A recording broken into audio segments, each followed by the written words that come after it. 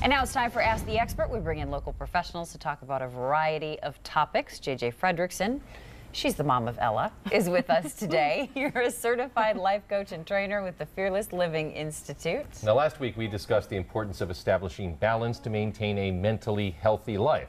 And dealing with a busy summer can create challenges when it comes to balance, huh, JJ?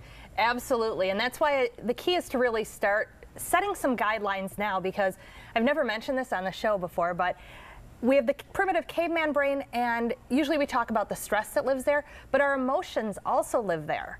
And that's the good emotions and the bad emotions. And for us in Wisconsin, when we get excited about summer, we can get swept away with all the good emotions, and then the caveman brain is running the show. Especially when it's a nice summer, because we skipped last summer. So I imagine if this year's nice, people are going to want to do everything, exactly. Like jam it all in. Exactly. We start saying yes, yes, yes, and then pretty soon we're overscheduled, overcommitted, and stressed out.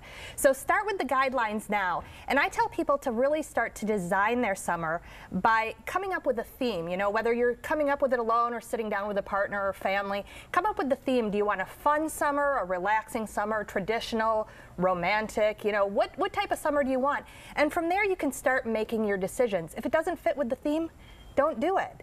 And there's some more editing you can do as well. I always tell people to schedule your down days.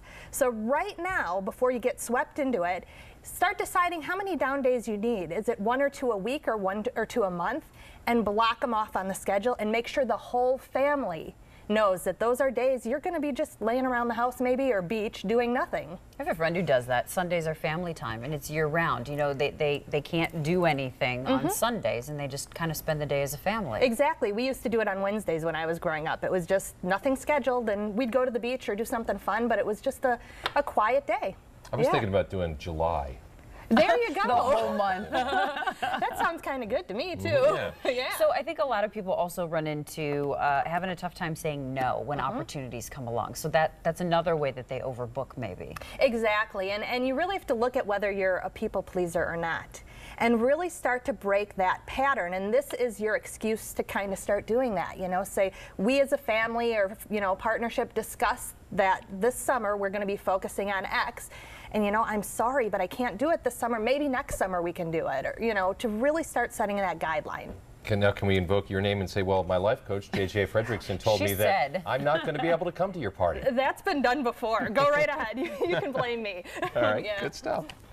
Well, we want to thank JJ for being with us again today. And she would like to answer your questions. All you have to do is send an email to asktheexpert@today'stmj4.com. You can call the number on the screen also and leave a voicemail, and you can direct questions to our other experts as well.